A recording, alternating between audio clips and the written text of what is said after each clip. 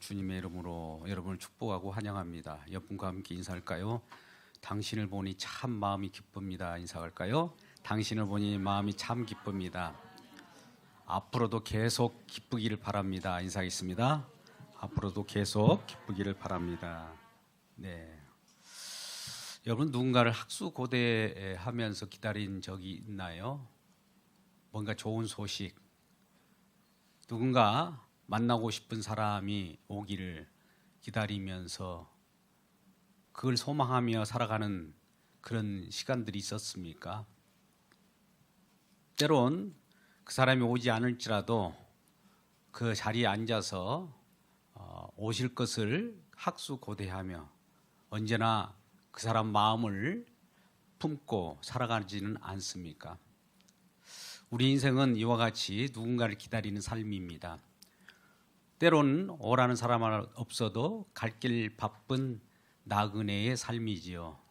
그래서 우리는 마음이 답답하면 누군가를 찾아가고 그를 찾아서 또 담소를 나누고 마음의 회포를 풀기도 합니다.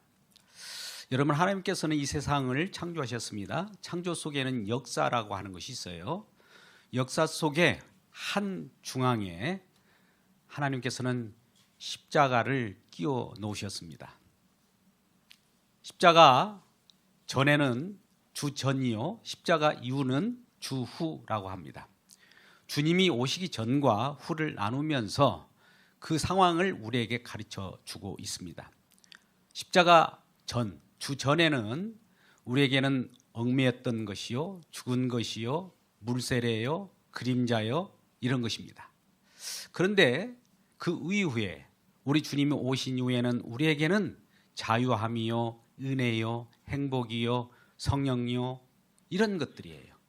그래서 이와 같이 역사 속에 한 획을 긋고 가장 중요한 그런 것을 많은 사람들이 보는 곳에 그 세우기 위하여 오신 그분, 무슨 일을 하셨다는 것을 증표로 나타나기 위하여 십자가를 높이 들고 세우게 됩니다. 하나님께서는 이와 같이 우리에게 처음 것이 아니라 나중 것, 처음 것보다도 더 나은 본향, 또 이전 것은 지나갔으니 보라 새 것이 되었도다 하면서 진정한 우리에게 갖추어야 할 것, 우리에게 주고자 하시는 생명을 주신 겁니다. 우리는 지금 살아있지 않습니까? 이걸 생존이라고 합니다. 생존보다도 영원한 생명 주시기를 원한 거예요. 생존은 우리들에게 힘들고 어렵고 갈등이 있는 그러한 상황 속에 살아가는 것을 말하고요. 생명은 영원한 기쁨 속에서 살아가는 그 자체입니다. 주님의 은혜 가운데서 주님의 사랑으로 살아가는 그 자체를 말하게 되는 것이죠. 그래서 우리는 정령 생명을 향해 나아가는 그 길을 가고 있습니다. 우리 주님이 오신 이후 약속의 생명을 주셨기 때문에 생명으로 인도하는 그러한 나그네의 길을 가면서 그 본향을 찾아가도록 우리 주님께서 이 시간도 저와 여러분의 길을 인도한다는 이 사실을 기뻐하시길 주 여러분을 축복합니다. 그러면 오늘 본문 속으로 들어가 볼까요? 본문은 여호와 하나님께서 찾아오셨다는 겁니다. 여호와 하나님께서 누구를 찾아오셨습니까? 아브라함을 찾아오셨습니다. 물론 저와 여러분을 찾아오신 것과 같이 아브라함을 찾아오신 것입니다. 그러면 찾아오실 때에 찾아오시는 그 모습은 어떤 모습이었을까요? 나그네의 모습입니다. 또 찾아오시는 분을 이렇게 맞이하고 기다리는 자의 모습은 어떤 모습일까? 그것도 마찬가지로 나그네의 모습입니다. 아브라함은 장막문에서 항상 기다리고 있습니다. 그의 삶은 다른 것이 아무것도 없어요.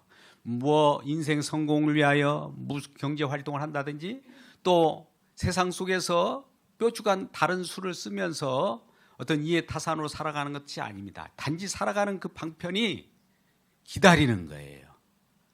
오늘 우리 설교 제목처럼 기다리는 자, 그대 이름은 하늘 나그네. 아주 시적이지 않습니까? 저도 시감각이 좀 있어서 감성적으로 한번 터치해 봤습니다. 기다리는 자로서 누군가를 기다리는데 그 기다리는 그 모습도 어디를 소망하며 살아갑니까? 하늘입니다. 그래서 하늘 나그네의 본향을 찾아서 날마다 기다리는 그 삶을 살아가고 있는 거예요. 여러분도 이러한 삶을 살고 있지 않습니까? 누구를 기다리고 계십니까? 기다리는 그분이 우리에게 찾아오실 때 진정으로 도킹이 되고 만나는 역사가 일어납니다. 이 시간도 우리 주님께서 예배하는 자를 찾아오신다고 했습니다. 찾아오셨습니다. 만나셨습니다. 만남 가운데 우리 주님의 사랑과 은혜를 받기를 주의 이름으로 축복합니다. 그래서 찾아오셔서 장관문 앞에서 찾아오신 여호와 하나님을 맞이할 때 그 맞이하는 그 모습 속에서 기다리는 그 모습을 보게 됩니다. 여러분, 기다린 자의 특성은 무엇입니까? 어디론가 향하고 있다는 거예요. 마음이 어디로 향하기 있기 때문에 누군가 기다리는 거예요. 항상 기다리는 것은 어디론가 가야 한다는 것을 알고 있습니다. 우리 믿음의 경주도 마찬가지입니다. 가만히 머물리지 있지 않고 어디로 계속 향하고 있는 그 마음. 먼저 마음이 앞서서 가게 되면 몸도 따라가게 되지요. 눈으로 들어 본즉 이제 세 사람이 나타나죠. 세 사람인데 그 중에 한 분은 하나님 아버지고 두 사람은 천사입니다. 세 사람이 찾아오셨어요. 하나님께서 천사를 대동하고 아브라함을 찾아오셨는데 그 찾아오신 그분을 영접합니다.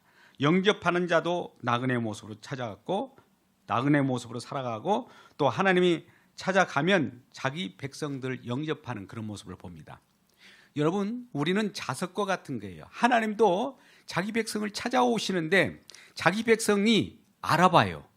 자기도 모르게 찰싹 달라붙은 거예요. 이걸 영접이라고 합니다. 우리는 믿음의 경주를 할 때는 믿음으로 믿음에 이르게 한다라고 하죠. 우리는 로마서 1장 17절 말씀을 너무나 잘 알지만 않지 않습니까? 복음에는 하나님의 의가 나타나서 믿음으로 믿음에 이르게 하나니 오직 의인은 믿음으로 말미암아 살리라 할 때 믿음이 우리 주님께서 우리에게 주셔서 받은 그 믿음을 가지고 우리 주님을 바라보면 믿음 주신 그분을 알아채요. 그래서 그분이 우리를 영접하게 하고 또 우리도 그와 함께 믿음이 영접되게 됩니다. 우리는 믿음이 없이는 인간의 행위로 영접할 수 있는 것이 아니에요. 하나님 주시는 그 믿음이 영접하게 되어 있어요. 주신 것이 있기 때문에 우리는 우리 주님을 맞이하게 됩니다. 그래서 이 주신 것이 무엇일까? 장차 믿음으로 우리에게 화합할 수 있는 그 내용이 약속입니다. 하나님은 약속하신 분이에요. 언약하신 분이에요. 거룩한 하나님의 뜻을 이루기 위하여 우리는 하나님의 자손이 되고 하나님은 우리의 하나님이 되겠다고 하는 그 영원한 약속을 먼저 하시고 우리에게 다가오실 때 그 약속에 성취되는, 약속이 이루어지는 장면이 만남입니다. 우리 주님이 약속을 이루기 위하여 직접 약속이라고 하는 그 자체이신 우리 주님, 약속의 말씀이신 예수님이 직접 오셔서 저와 여러분의 거처를 삼고 함께 사는 것을 원하시는 겁니다. 이러하기 위하여 찾아오셨다라고 합니다. 그래서 우리는 우리 주님이 찾아올 때 자동으로 끌려가고 또 끌려가서 영접을 하게 됩니다. 그런데 오늘 본문의 말씀 같이 찾아오는 시간이 정오에 찾아오셨다고 하죠. 여러분, 정오라고 하면 태양이 가장 우리 머리 위에 있을 때입니다. 햇빛이 가장 내리쬐을 때, 그림자가 없을 때. 여러분, 아까 구약은 그림자라고 그랬어요. 실상이 나타났어요. 예수님이 오실 때, 하나님이 방문할 때는 그림자가 없어요. 죽이는 것이 없어요. 살리는 것이에요. 그런데 이런 살릴 때 우리들은 우리 마음 가운데 떼약볕에, 그 고대 근동 지방에는 어떻습니까? 너무나 뜨거운 떼약볕에 많은 사람들이 돌아다니지 않습니다. 그 시간에는 아무도 오고 가지 않지만 우리 주님께서 도적같이 우리를 찾아오듯이 아브라함을 하나님이 찾아오신 거예요. 아무도 힘들어서 다니지 못할 때 예수님께서 사마리아 여인을 찾아오신 것과 같습니다. 우리는 부지불식간에, 부지 중에 아무도 모른다고 생각할 그 즈음에 우리 주님께서 찾아오십니다. 그러니 우리는 항상 깨어 있어야 돼요. 우리가 우리 주님께서 찾아오실 것을 미리 알고 기다리는 것이 아니라 부지불식간에 우리 주님께서는 아무도 모르는 사이에 찾아오셔서 우리와 함께 하신 사실 때문에 우리는 항상 깨어 있어야 하는 것입니다. 그래서 이러한 아무도 다니지 않고 아무도 없는 그 시간에 장막문 앞에서 아브라함은 누군가를 기다리고 있을 때 정오 즈음 한낮에 찾아오셨다는 것입니다. 그러면 이러한 찾아오신 그 하나님을 아브라함은 어떻게 그 찾아오신 분을 영접했을까요? 여기에 아브라함의 자세를 보게 됩니다.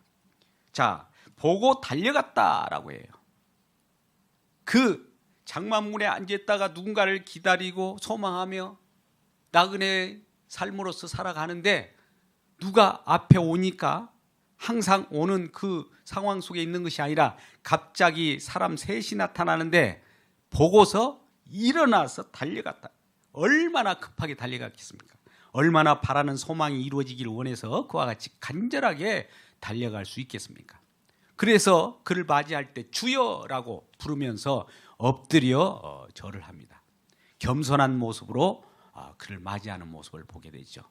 또 이 오신 그분들을 앉게 하시고 그 마물의 상수리 나무 밑에 앉게 하시며 그늘에 앉게 하시고 자기 부인 사라에게 가서 떡을 만들게 합니다. 또 하인에게도 송아지를 잡아다가 또 요리를 하게 해요. 그리고 그에게 발을 씻습니다. 여러분, 지나가는 나그네에게 이와 같이 대접하고 그들을 융숭한 대접하는 이 모습을 보고 우리도 아브라함과 같이 많은 사람 지나가는 나그네를 융숭하게 접대하시기를 주의 이름으로 축복합니다.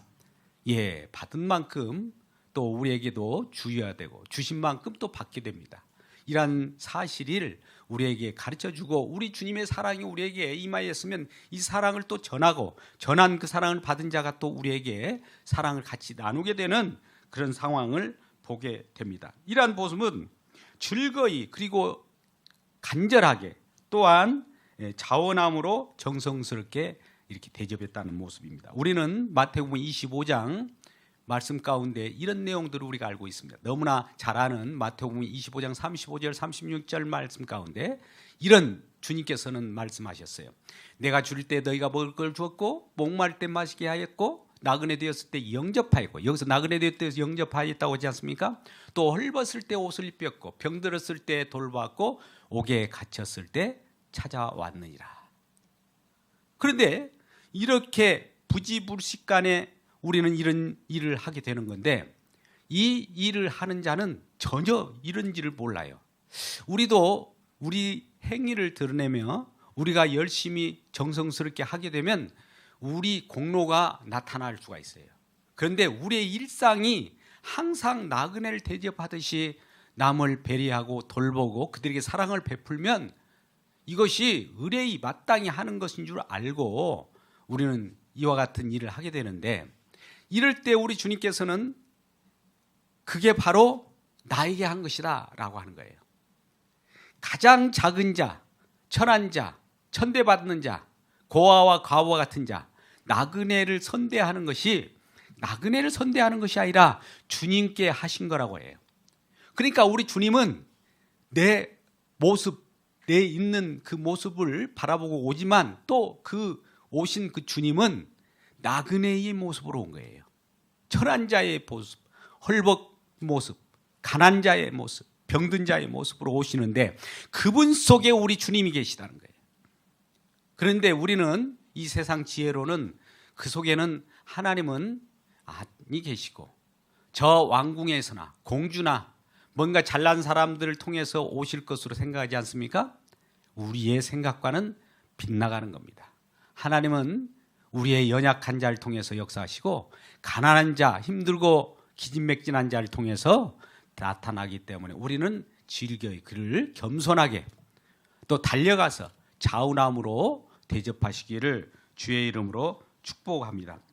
우리가 잘 아는 바대로 이러한 모습이 히브리 저자는 히브리서 13장 2절 가운데 이와 같이 말씀합니다. 히브리서 13장 2절 이와 같이 말씀하시죠. 임금이 히브리서 13장 2절입니다. 3절이 아니고 2절 말씀. 2절 말씀을 같이 보겠습니다. 손님 대접하기를 잊지 말라. 이로써 부지 중에 천사를 대접한 이들이 있었느니라. 부지 중이라는 것은 의식하지 않는 중에 천사를 대접하는 이들이 있었다고 하면서 히브리 저자는 아마 지금 아브라함을 두고 지금 말씀하고 있는 것으로 보여집니다. 그래서 이와 같이 찾아오신 우리 주님을 우리가 맞이할 때 우리는 세상으로부터 버려진 자들이라는 것을 알게 되는 것이죠. 여러분, 나그네로 있다는 것은 이 땅에 정착하는 자가 아닙니다. 어디론가 향하여 가게 됩니다. 이 땅에 정착하게 되면 떠나기를 싫어하겠죠. 그런데 나그네는 또 무엇인가를 소망하는 자는 이 세상으로부터 버려진 자들처럼 나타나게 되는 것이죠. 그래서 나그네와 고아와 과부 같은 모습을 보게 되는 것이죠. 예수님께서도 제자들을 두 사람씩 엮어서 전도를 보내지 않습니까? 그럴 때 입을 것 먹을 것 가지고 가지 말라고 그래요. 가서 그 집에 머물거든 이 집이 평안할지어다 라고 하는 거예요. 이 평안을 비는 것이에요. 평안하면 우리 이 집이 평안할지어다 하는 것은 그 집이 불편하다는 것이죠. 세상 속에서 살아가는 많은 사람들이 평안을 가지고 있지 못합니다. 샬롬의 은혜를 느끼지 못합니다. 다 불안, 초조, 공포, 질병 이런 속에서 살아가게 되죠. 항상 그런 초조 속에 살아갈 때 우리 주님의 말씀이 그 가운데 그 가정에 임하게 되면 그 말씀이 그들에게 평안을 주게 되는 것이죠. 구약의 그림자적인 말씀이 실상으로 다가오는 그 말씀이 되고요. 또 죽었던 것들이 살아나는 그 속에서 평안을 누리게 되는 거예요. 그래서 이 집이 평안할지어다 라고 하면서 그 복음을 전하는 자의 모습도 나그네처럼 입을 옷 입지 않고 먹을 것 탐내지 않고 그냥 그 속에 평안을 누리고 평안의 복음을 전하고 지나가라라고 하는 것입니다. 그렇다면 하나님께서 이와 같이 우리를 찾아주시고 아브라함 찾아오셨는데 찾아오신 이유가 뭘까요? 왜? 너무나 잘 아는 말씀 같지만 왜 찾아오셨어요? 어째서 찾아오셨을까요? 하나님은 두 천사와 함께 왜 하나님을 찾아오셨을까요? 그것은 아브라함에게 약속하셨기 때문입니다. 약속을 지키기 위해서 오늘 창세기 18장을 말씀하고 있습니다만 창세기 바로 전에 17장이 있지 않습니까? 17장에서 하나님께서 아브라함과 사라를 찾아오셨어요. 그래서 아브라함에게 내가 이 이름을 이제 아브람이 아니라 아브라함으로 바꿔주겠다라고 하고 언약을 합니다. 이 이름이 바꿔지는 순간 약속을 할 때 이름을 바꿔줘요. 아브라함이 아브라함으로. 아브라함이 아브라함이라고 하는 건 뭡니까? 아브라함은 육신적인 아브라함이에요. 아브라함은 다시 태어난 다시 하나님과 언약한 관계 속에서 약속을 받은 자로서의 이름이 아브라함입니다. 그러면 아브라함이 뭡니까? 열국의 아버지라는 거예요. 이제 너로 하여금 큰 민족을 이룰 텐데 네가 민족의 아버지가 되겠다는 거예요. 사레에게도 이름을 사레라 하지 말고 사라라고 이름을 바꿔줍니다. 언약을 하는 상황 속에 이름이 바꿔지는 것이죠. 여러분, 우리가 이 땅에 육신적으로 태어난 이름이 있을 거예요. 거듭난 생명으로 태어난 이름이 동시에 있다는 이 사실을 기억하시고 여러분 앞에 기억하는 생명의 복음을 갖고 살아가는 저와 여러분 되시길 주의 이름으로 축복합니다. 생명의 이름이 있어요.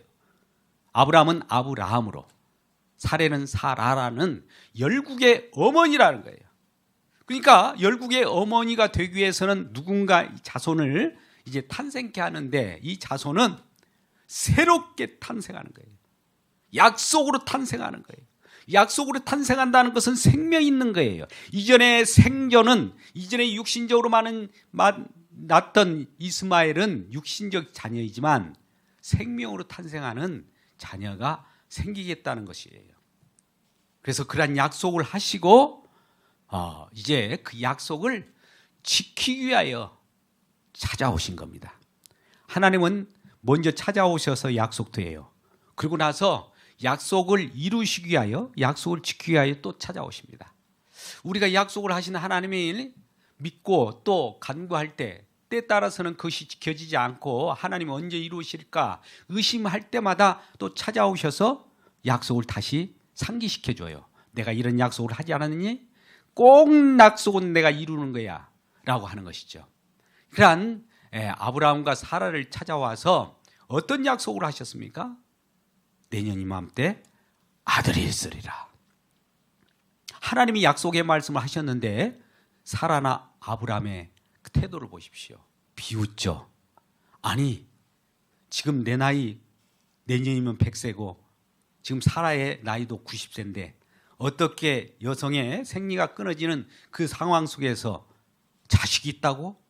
헤헤, 그런 일은 없어 라고 하는 거예요. 여러분, 우리의 상황을 보면 절대 이루어질 수 없죠. 어찌 90세 또 100세 된 그 아브라함인데 어떻게 이런 일이 일어나겠습니까? 우리의 상황을 보고 하나님을 생각하면 안 돼요. 하나님의 말씀은 상황과는 상관없어요. 나의 어떤 육신적인 생각, 내 현상, 내 상황과는 아무 관계없어요. 하나님의 말씀이 이렇게 임하는데도 불구하고 우리는 상황 따라서 하나님 말씀도 이렇게 생각해보고 저렇게 생각하고 의심을 하게 되는 것이죠. 그러니 삐시고 웃고 비웃게 되는 것이죠. 그런데 하나님은 이러한 인간들의 비웃음을 통해서, 비웃음을 가지고 하나님은 그 약속을 꼭 이루어내십니다. 오늘 본문의 말씀 14절 말씀 한번 볼까요? 전능하신 하나님이시라. 전능하신 여호와예요. 여호와께서 능하지 못한 일이 있겠느냐? 기한이 이를 땐 내가 내게로 돌아오리. 사라에게 아들이 있으리라. 할렐루야. 그러면 여기에 아들이 있으리라, 사라에게 아들이 있으리라고 한 것은 약속의 아들을 주겠다는 거예요. 근데 사라나 아브라함은 육신의 아들을 생각한 거예요. 육신의 아들은 육신으로 태어나게 하니까 어떻게 힘으로 태어납니까? 안 되죠. 약속의 아들이에요. 약속의 아들은 뭡니까? 여호와의 아들이라 이 말입니다. 말씀으로 태어난 아들이에요. 하나님의 아들이라 이 말이에요. 육신의 아들이 아니에요. 아브라함에게 자손들이 많이 하나님께서 주셨어. 그래서 이삭도 주시고 야곱도 주시고 12지파를 주시고 계속 번창하게 합니다. 근데 갈라디아 3장 16절은 뭐라고 말씀하신 지 아닙니까? 아브라함에게 아들을 주셨어요. 아들이라는 게 자손입니다. 자손인데 여럿이 주어졌는데 여럿이 하지 않고 마지막에 이것은 누구를 주기 위한 것이냐 봤더니 장차 이 아들이 그리스도라. 할렐루야. 여러분 영적으로 이해하시길 주의 이름 축복합니다. 한번 갈라디아서 띄워졌으니까 한번 읽어보자고요. 이 약속들은 뭡니까? 내년 이맘때 아들이라 있으리라 하는 것도 약속이에요. 아브라함과 그 자손에게 말씀한 건데 여럿을 가르쳐 자손이라. 이삭만을 자손이라고 하지 않았습니다. 야곱만을 자손이라고 하지 않습니다. 그 속에서 12지파 있는 자손들이 계속 번창했는데 오직 한 사람 내 자손이라고 해서 그리스도 예수라. 여러분, 우리들에게 자손을 주신 것은 자손 그 자체로 그냥 머물라고 주는 거 아니에요. 자손을 통해서 누굴 바라보라고 합니까? 결국은 우리 자손을 통해서 누구가 나타나기를 원하는 거예요? 예수 그리스도예요. 성경의 말씀은 예수 그리스도의 말씀입니다. 우리 혈통적 자손들의 번창을 얘기하는 것이 아니에요. 우리가 번창하시기를 주의 이름으로 축복합니다. 그런데 예수 믿는 믿음 가운데 자손이 번창하면 얼마나 좋을까요? 여러분 자손들 있죠? 가정 가운데 그들이 혈통적 자손이자 진정한 예수와 함께하는 그러한 믿음의 자손이면 얼마나 좋을까요? 금상첨화이지 않습니까? 그런데도 불구하고 혈통적 자손으로 끝나버리는 경우가 너무나 많아요. 교회는 이러한 혈통적 자손들을 믿음의 자손으로 전환시키는 곳입니다. 교환 장소예요. 혈통적 자손은 그림자입니다. 믿음의 자손은 실상입니다. 그 속에서는 예수님이 함께 계십니다. 이와 같은 약속을 주시고 또 약속을 이루어서 진정한 그리스도가 보이게 하는 것이죠. 아브라함도 이제 이삭을 낳습니다. 사라가 그 아들 이삭을 볼 때 혈통적 이삭을 보는 것이 아니라 약속을 보는 거예요. 이 이삭은 약속을 주셔서 태어난 자야. 그러니까 이삭을 통해서 장차 예수님을 바라보면서 우리는 요한복음 8장 56절 장차 올 것을 기뻐하고 그때 볼 것을 기뻐하고 즐거워했다고 해요. 장차 이삭을 통해서 날마다 살아갈 때 이것은 내가 비웃었지만 이러한 혈통적으로 날 수 없다라고 우리가 비웃었지만 하나님의 말씀이 이루어진 현장이고 그러한 약속으로 날마다 우리에게 나타난 이삭을 보니 예수님을 보는 것 같다라고 하면서 그날을 기다리면서 기뻐했다라고 해요. 이게 나그네 삶이에요. 그날을 기뻐하며 그것을 바라보고 살아가는 이 삶이 나그네의 삶이라고 하는 것입니다. 그래서 진정 아브라함의 그 자녀는 이삭이지만 이삭의 아브라함과 다윗의 자손 그 후에 오는 예수 그리스도의 세계라고 하는 복음이 우리에게 전해지지 않습니까? 진정 예수 그리스도를 말하고 싶었던 겁니다. 사라가 왜 그러면 하나님의 말씀을 믿지 못하고 비웃었을까요? 우리 육신적으로 생각하니까 그래요. 하나님 말씀은 전능하신 하나님 말씀인데도 불구하고 우리는 가끔 이 현 상황을 봐요. 상황화라고 그래요.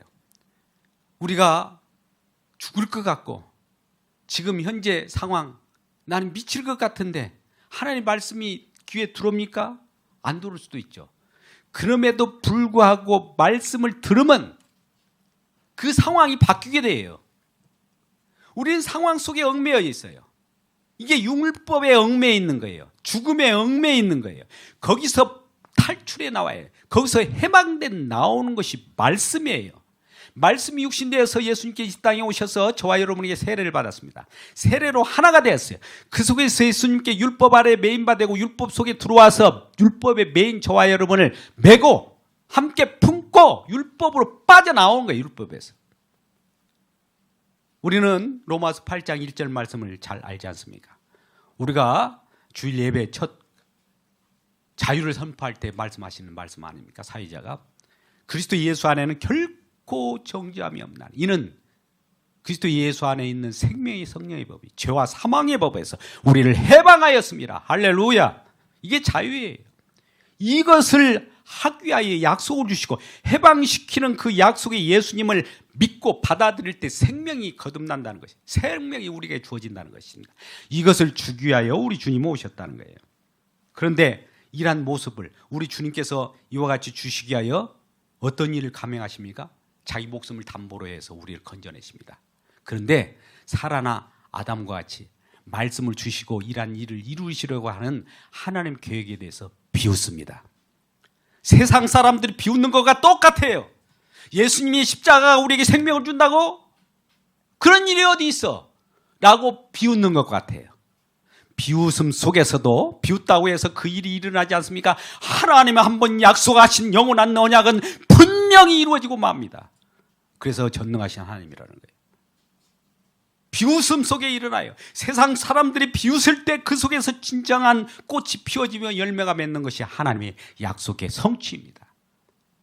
그러니까 결과적으로 비웃음 속에 일어난 일들이 벌어질 때 우리가 이 비웃음 속으로 예수님이 십자가에 못 박였다는 이 사실을 알게 될 거예요. 구원을 비웃습니다. 생명을 비웃습니다. 하나님의 말씀까지도 비웃습니다. 예수 그리스도를 믿는 사람들까지도 우리가 비난하고 핍박하지 않습니까?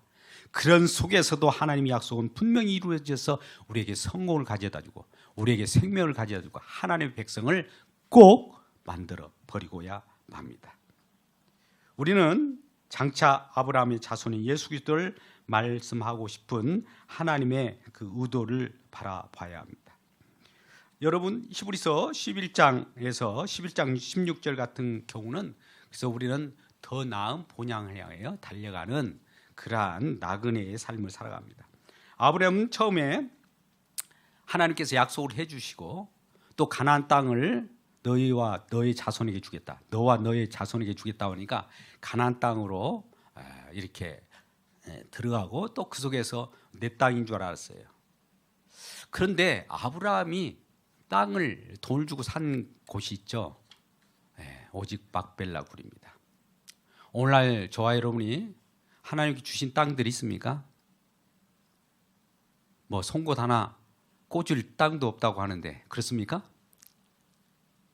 하나님께서는 아브라함에게 약속의 땅을 주셨다고 하는데 그 땅을 하나님은 또다시 하늘 땅으로 옮겨버리는 거예요. 그래서 히브리서 11장 16절 더 나은 본향을 향하게 합니다. 땅은 여기에 없고 하늘에 있다라고 또 이렇게 돌려버려요. 그러니까 가나안 땅으로 아브라함을 하나님께 약속의 땅이라고 주어졌는데 이 땅은 모형이라는 것이죠. 장차 내가 가나안 땅을 주려고 하는 것이 아니라 진정한 가나안 땅을 내가 너에게 가르쳐 주려고 이쪽으로 인도한 거야. 진정한 땅은 더 나은 본향인 하늘에 있어 라고 가르치게 되는 것이죠. 얼마나 하늘의 땅, 얼마나 황당했겠습니까?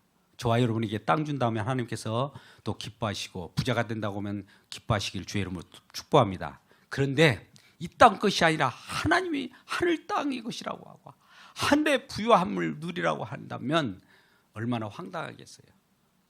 그럼에도 불구하고 아브라함에게도 이 땅에서도 부유함을 누리게 합니다.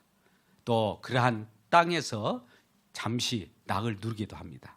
여러분도 마찬가지로 이러한 이 땅에서도 잠시 낙을 누리고 진정한 본향에 가서 영원한 기쁨을 누리시기를 주님의 이름으로 축복합니다.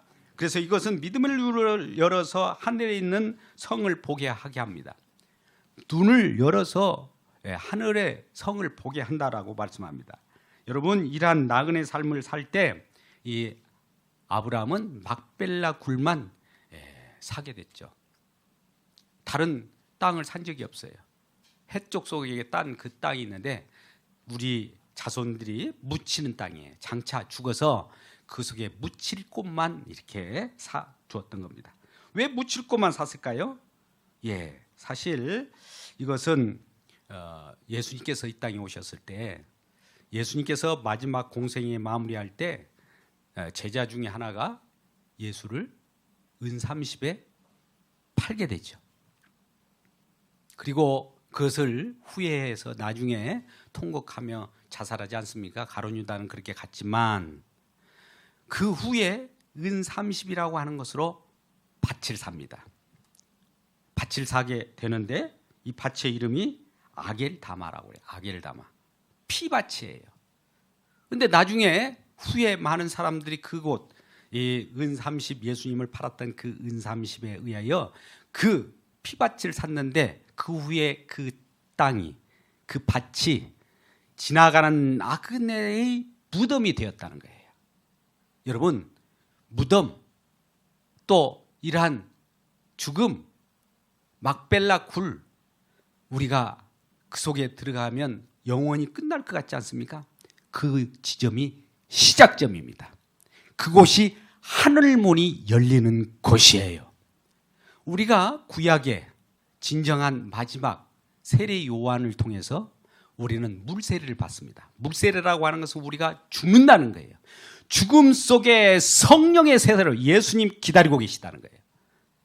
그러니까 우리는 죽기를 세례하지 않습니까? 근데 한 번 죽음이 있을 때 이 죽음 속에서 새로운 생명을 탄생하는 겁니다. 우리의 죽음은 생존이 죽는 거예요. 우리의 욕심이 죽는 거예요. 정과 욕심이 죽어야 진정한 생명이 나타나는 곳이 막벨라 굴이요 피밭이요 이러한 것입니다. 그래서 하늘문이 열리는 것이에요.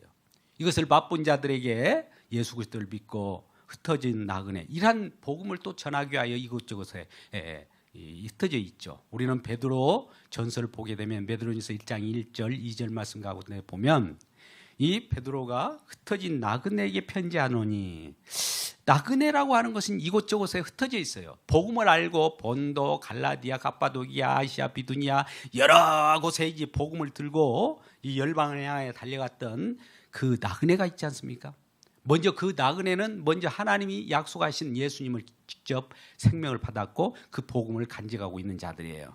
그들이 가서 어떤 일이 벌어집니까? 나그네로 살아가는데 정말 힘들게 살아가죠.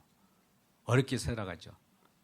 그들의 본향은 이 정착된 땅이 아니라 하늘나라이기 때문에 그러한 본향을 향하여 달려가는 그 모습을 띠게 될 때 나그네라는 표정을 말씀하시면서 그에게 편지하는 그런 모습을 봅니다.